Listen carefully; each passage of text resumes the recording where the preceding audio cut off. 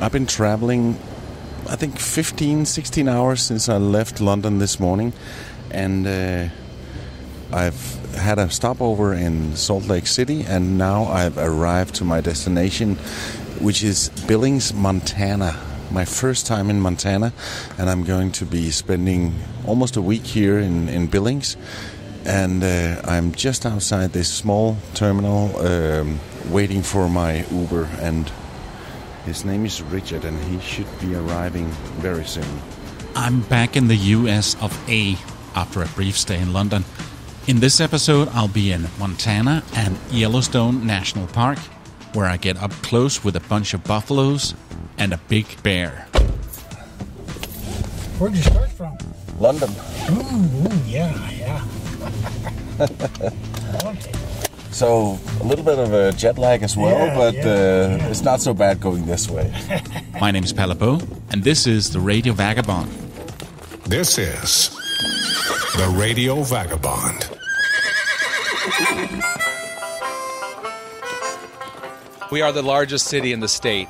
We serve about a 500-mile radius as the largest economic hub. This is Stefan Cattarin of Visit Billings. I met up with him and asked him to say a few words about this city. We're a railroad town founded in 1882 and part of that Western American expansion era.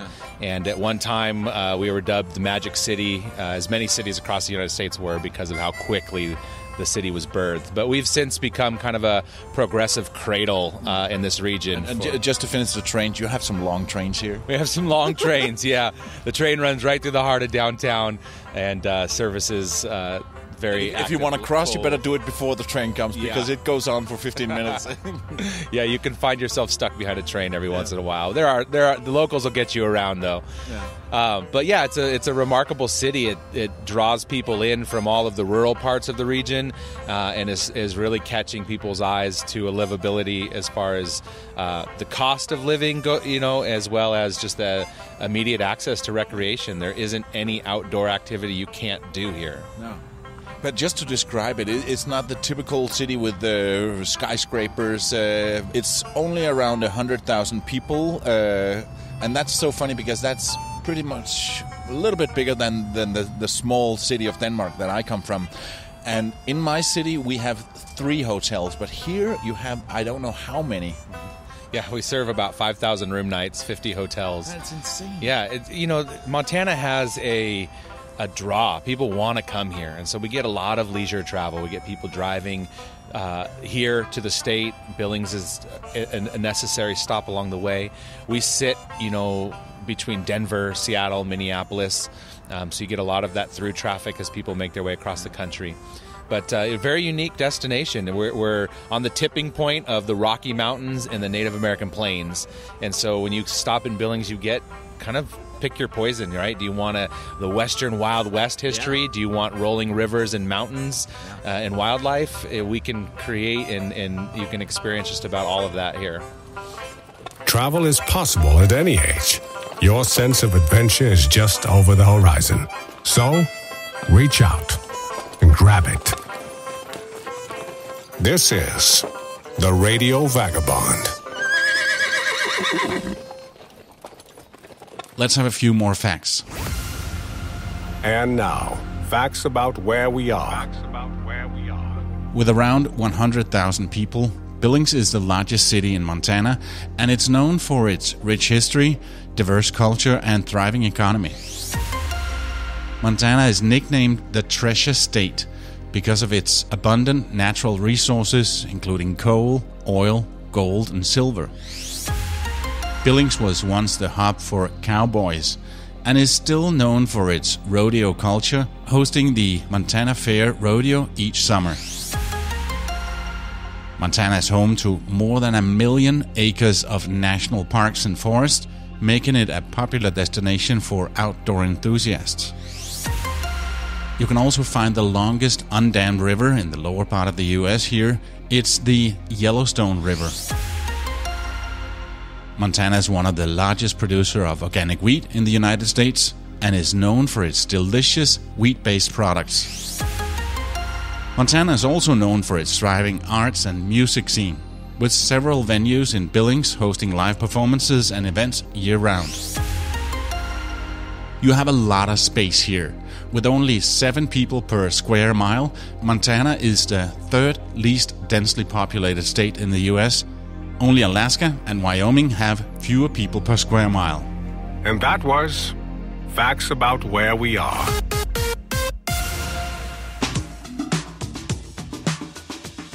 Coming up later in this episode. At the end of this episode, I will have been driving across Wyoming to a unique rock that became famous and played a special role in the Steven Spielberg movie. I'll give you an idea of what I'm talking about with these 5 notes.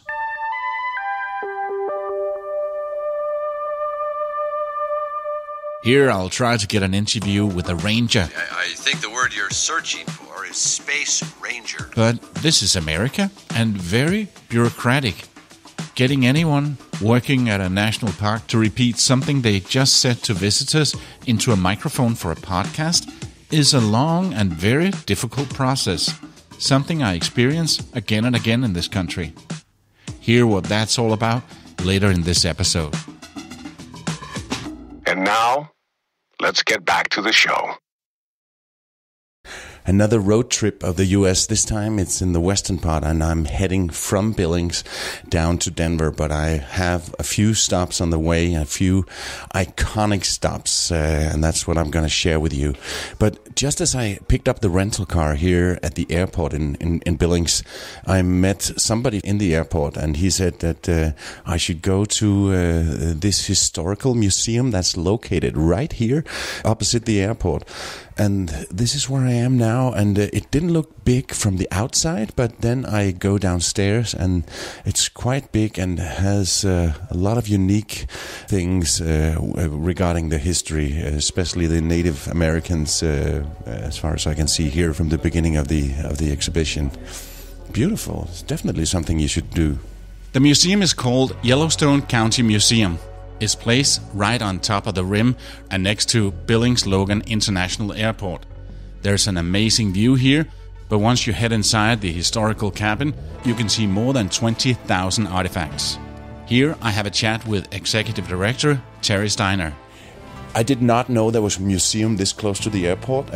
Can you explain what people can expect when they get here? Well, obviously, I know because I've just been downstairs. Okay, the museum is the historical Paul McCormick cabin, built in 1891, brought to this location to the Billings Airport in 1954 from downtown Billings. It was a cabin owned by one of the historical figures of Billings, Montana. So the cabin itself was brought here as well? Yes, there's a picture of it right here. Oh, my God. Took it down piece by piece and then... No, they did. They brought it up in its entirety. Oh, wow. And so at that time, 27th, the highway coming up from downtown Billings was the 2-lane, very steep. Yeah. So as they made it a 4-lane, they cut the grade down. So these rocks you can't even see now. So this cabin barely fit through there. It has the original sod roof on it. Yeah. And this is the social cabin. So there's a picture of it in 1900 as a social cabin. Yeah. You mentioned doing it without the modern technology and the modern machinery. Yes. And so the 2 gentlemen on your left and right were Teddy Roosevelt and Buffalo Bill. They were personal friends of Paul McCormick's. Oh. And they quite frequently came up to sit down and drink cheap scotch and probably smoke cigars in this cabin. In this cabin. I really feel I'm in a historical And so, place. yeah, he would socialize, and he'd have anywhere between 60 and 70 people in here for social events. Yeah. Yeah. So it's a pretty good-sized cabin. Yeah. Downstairs, we have a complete wagon that was owned by Mr. Paul McCormick on his ranch. Yeah. And at one time in the late 1890s, he leased most of the Crow Reservation, ran 30,000 head of cattle. Yeah. And so we have his complete wagon downstairs. Yeah, and coming from Europe, I always imagined that the Wild West was further south, but you had Wild West here. Right. Montana, especially in eastern Montana, from the Continental Divide east through North and South Dakota and Wyoming, was Native American Indian territory. Yeah. So there was not many settlers out here. Yeah. The only reason they started coming out here is the railroad was coming through in the 1880s. And after the Custer battlefield, the Rosebud, the Custer battlefield, they started putting more of the Native American people on reservations, and so they would open the land up for settling. So most of it were ranches, huge ranches. We've got a wagon out on the patio that was used in 4 cattle drives from Texas to Montana, and they moved 100,000 head of cattle up here. From Texas to Montana. That's incredible. That's incredible. Yellowstone County Museum has been open to the public since 1956. The McCormick Cabin was built as a space for social gatherings by Paul McCormick in 1893 in present-day downtown Billings. The cabin was moved to its current position in 1954 to serve as the museum entrance. They have a buffalo here, with fur on one side and a skeleton on the other. Or is it a bison? Buffalo. We would say buffalo here. But on the 2 panels, one says bison, one says buffalo. But you don't say bison nickel, do you? Buffalo nickel. In fact, I'm in coins too. I was just at Augie's. Well, somebody was telling me because buffalo are in Africa, bison were in North America. Correct, but it's a generic term, and I like the connotation of buffalo. So. Okay. But Buffalo, Wyoming, right? That's a town. But they have the bison bar. Yeah, I can't win. Good point. Nice meeting you. Nice meeting you, sir. So we'll step out and we'll Right, visit. yeah. I'll be right back, Zach. Well, It's been fun. We got to check out the buffalo. So it's either bison or buffalo, depends on really how you want the terminology. Yeah. And it's taller than me. It should be about 6 feet at the shoulder and weigh about 18 to 1,900 pounds. That's what this one weighed. I wonder how much that is in kilos, but I don't know. Never mind. You can do the changeover. Yeah. And then on the other side, which is really interesting, it's a skeleton. It's the skeleton. As he preserved the buffalo, he went, because he's a veterinarian, and so he preserved it, the bone structure, and had it put in kind of like a plaster type stuff for it would never deteriorate. So it shows the skeletal part of the bison on the right hand side of it, looking at the head. Yeah. Awesome. Thank you so much, Terry. Thank you. Yeah, Thanks for coming in. Thank you. If you're landing in or flying out of Billings, take time to visit the museum, and it's free. Thank you, Mr. The name's Bond. Radio Vagabond. Now I'm starting the road trip, and when I met with Stefan of Visit Billings, I thought he would be the best to ask what I should see. You can't go wrong. You want to go north, south, east, or west. Truly, we're known as Montana's trailhead, so we're really kind of that hub to get you into all the great Montana adventures. But I would say you want to head southwest over the Beartooth Mountains. That's the Beartooth Highway. It is known as an all-American road, one of a handful in the United States. And down in that area, there's a little place called Yellowstone. Yes, it does take you from Billings directly into Yellowstone, only 129 miles. Yeah. And it is breathtaking views up over 11,000 feet in elevation. Yeah. After seeing the buffalo, or bison, in the Yellowstone County Museum, I headed south to see some real ones in Yellowstone National Park.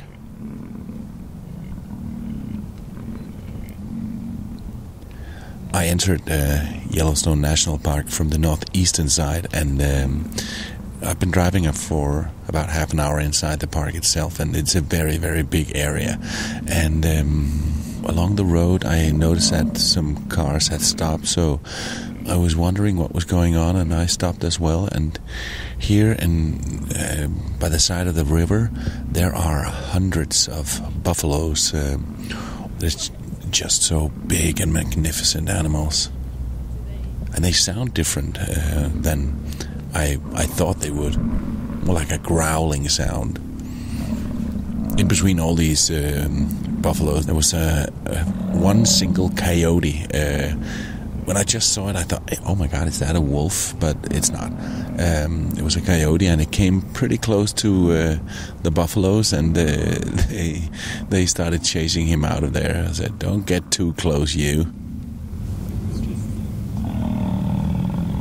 But otherwise, they're kind of lazy, just growling around. Yellowstone National Park is one of the most stunning and unique natural wonders in the United States. Spanning across 3 states, Wyoming, Montana, and Idaho, this massive park covers over 2.2 million acres. That's almost 9,000 square kilometers, and is about the size of Puerto Rico or Cyprus. It's home to an incredible array of geysers, hot springs, and other geothermal features. You can also spot a lot of wildlife like bears, wolves, buffaloes, or bisons, and elk. And it's surrounded by breathtaking and scenic views that are simply awe-inspiring. It's $35 to get into Yellowstone National Park, but I recommend that you do what I did. I got an annual pass for all the national parks here in the U.S., also some national forests and a few other things as well. And that's $80, so a little bit more than double, but it's also valid for 2 people. I put my signature on it, and there's still room for another person to put the signature on there, so it really is valid for 2 people. So I would say $80 for that, even though I'm not going to be using it for a year. I'm only using it for this month, a little bit more than a month, and I'm here in the US this time, but it's a pretty good offer, I think. The park's history is rich and fascinating. It was the first national park in the world, established all the way back in 1872. Over the years, it's become a beloved destination with millions of visitors every year. One of the most awe-inspiring aspects of Yellowstone National Park is its over 10,000 geothermal features, and we, as visitors, can witness the power of these natural wonders as they boil, bubble, and steam in the midst of the rugged wilderness. I'm driving towards one of the most famous of these. It's called Old Faithful, and there's a reason for that, but I'll get back to that. Another fascinating aspect of the park is its diverse wildlife that can be seen roaming freely throughout the park. Visitors can also spot a number of bird species, including eagles, ospreys, and other birds of prey, making it a bird watcher's paradise. Hey! I need to move! Move! Where did you go? Oh my God! Get back! I just stopped again and wondering why a lot of people were taking photos, and then I saw it. There was a bear, a big black bear, probably a grizzly, but I'm no expert. And it was at the side of the road. We have been told in the brochures that they gave us entering the park that we should stay at least 100 yards away from the bears and the wolves. And this one was across the road.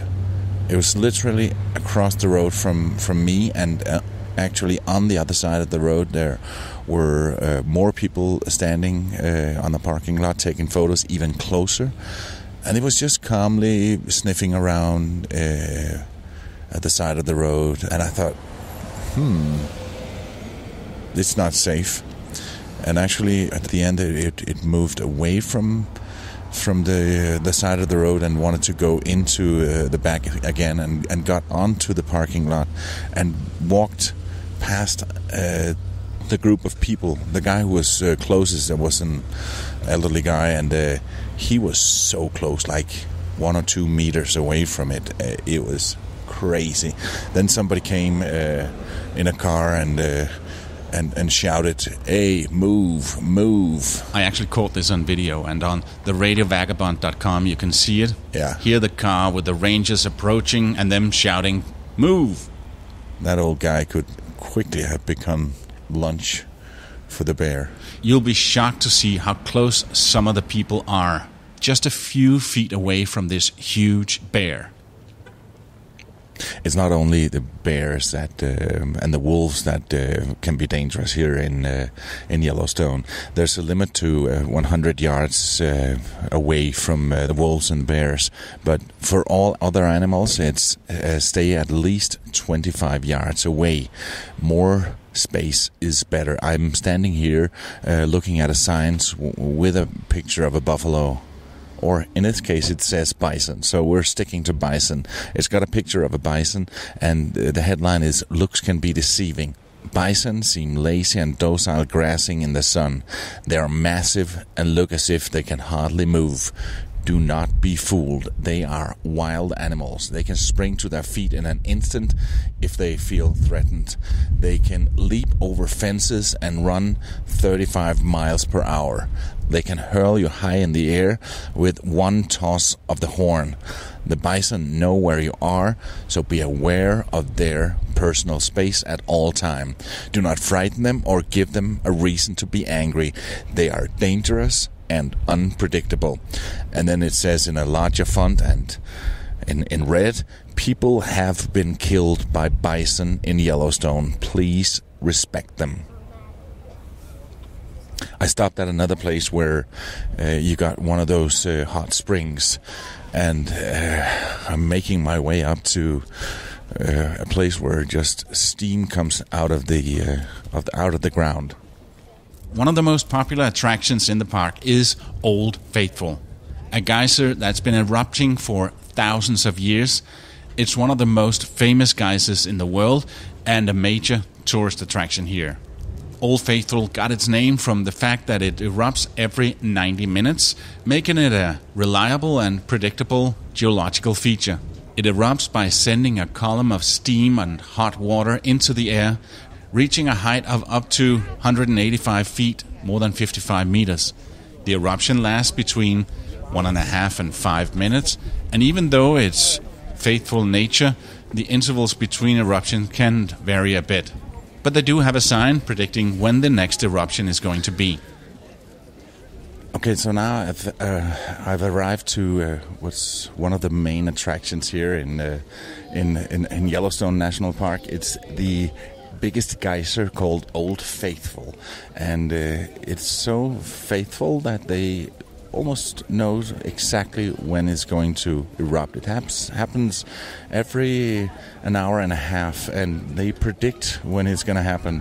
I was at a visitor center half an hour ago, and they had a board where they write what time is the next time it's going to erupt, if that's the right word, and they said 3:23. So I made my way here, got here just a few minutes ago at 3:13. So now it's 9 minutes until the eruption, and I'm not the only one here. There are thousands and thousands of people just sitting on benches waiting for it to happen.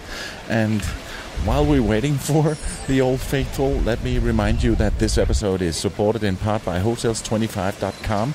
It's a website that helps you find the best prices on hotel rooms and guest houses and hostels around the world.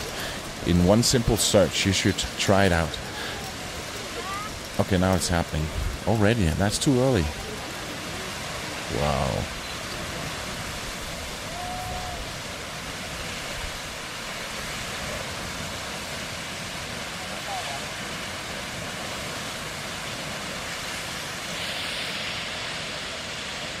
Old Faithful is one of the most famous and well-studied geysers in the world, and is a symbol of natural beauty and geological wonders of Yellowstone National Park. It's a must-see destination for anyone visiting the park, and is an experience that I'll never forget. I'm watching it from the viewing platform, but you can also take a guided tour and learn more about the geyser and the surrounding areas. The Old Faithful Visitor Education Center is also a popular destination, offering information about the geysers and other geothermal features of the park. I spent some time here and also watched an interesting video in their movie theater. You're watching the Earth in transformation. A collision of water, heat, and rock. Overall, Yellowstone National Park is one of the most unique and stunning natural wonders of the U.S. Whether you're an avid hiker, a nature lover, or simply just somebody who loves going out exploring new places, Yellowstone National Park is an unforgettable destination that is sure to leave a lasting impression. And my visit to this incredible park is an experience that I'll never forget. The ultimate destination for armchair travelers who are looking for inspiration to get out into the real world and let loose their wanderlust. We're almost at the end of this episode, but before we wrap it up, I have one more experience I want to share with you. This mountain is called Devil's Tower, and it's actually not a mountain. It's a geologic formation, a monolith, and to put it more bluntly, a massive chunk of rock rising out of the prairies like a middle finger flipped at the sky. The rock itself is like nothing you've ever seen before, and truly a sight that will take your breath away. A testament to the raw power of Mother Nature. With a unique flat top, it's rugged and covered in deep growths that speak to the millions of years it's been standing here. As you approach, you can feel the energy of the place. A pulsing beat that hums through the ground and up into your bones, and you can sense that history and mystery as you wander the base. Devil's Tower became famous after serving as a centerpiece in the 1977 science fiction movie Close Encounters of the Third Kind. Directed by Steven Spielberg, the film tells the story of a group of people who have encounters with aliens after seeing strange lights in the sky. The main character, played by Richard Dreyfuss, creates a copy of this tower in his living room, and then is drawn there, even though the government in the movie tells people to stay away. They didn't tell me to stay away, just to stay away with my microphone. I am at Devil's Tower now. You remember the iconic mountain from the movie Close Encounters of the Third Kind, where the aliens land on top of this, and I'm standing right at the foot of it, looking up. I was just in the visitor center and had a nice conversation with the guys in there, and I said, "Do you mind if I record what you're saying here, because I think it's so interesting?"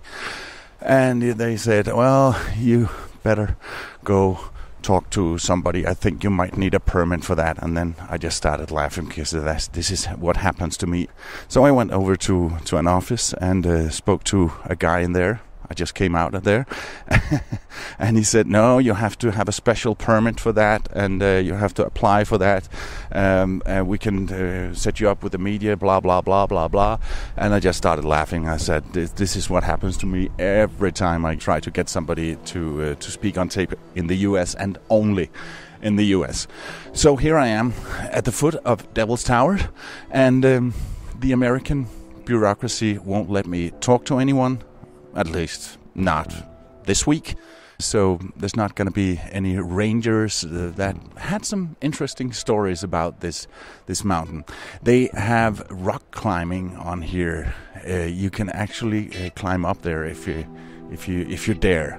They've been doing that since the 30s, and one of the guys in there, he told me that they've only had, I think, 6 fatal accidents. And then he showed me a picture of him. It was an elderly guy, and he showed me a picture of him falling last week, and really hurt himself pretty bad. The tower itself is 4,250 feet, and it's truly, it's so weird standing here at the foot of it. In the movie, the aliens communicate with the humans on the ground through a series of musical tones. And to this day, even though it was just a movie, many people come to this place in the hope of having their own close encounter. It's one of the most recognizable landmarks in the American West and is a protected national monument. It's a popular destination for rock climbers, hikers, and nature enthusiasts. It's also considered sacred by several Native American tribes who have a long and rich cultural history tied to the rock. So if you find yourself in Wyoming, make the pilgrimage to Devil's Tower. Stand in its shadow, feel its power, and be humbled by the sheer force of nature that created this magnificent landmark. And if you're hoping to do an interview for a podcast, ask a long time in advance. The radio vagabond took a trip to Montana's land, where cowboys once roamed, wild and bold and grand. He visited a museum, in an old cabin brought, with artifacts and stories, all worth a second thought. He spoke with Terry, learned about the past, saw a buffalo, or was it a bison at last? Then off to Yellowstone, where nature did astound, a bear so close, the thrill made him resound. The old faithful geezer, shooting high in the air, a sight to behold, a memory so rare. Days he'll never forget, in this big western state, where the radio vagabond, his journey did create. And then he went to Wyoming, where aliens once took flight, a special mountain, where close encounters took sight.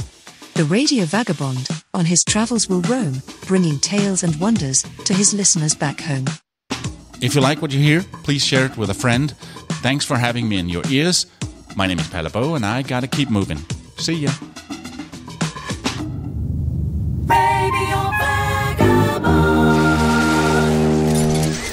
Produced by RadioGuru.co.uk.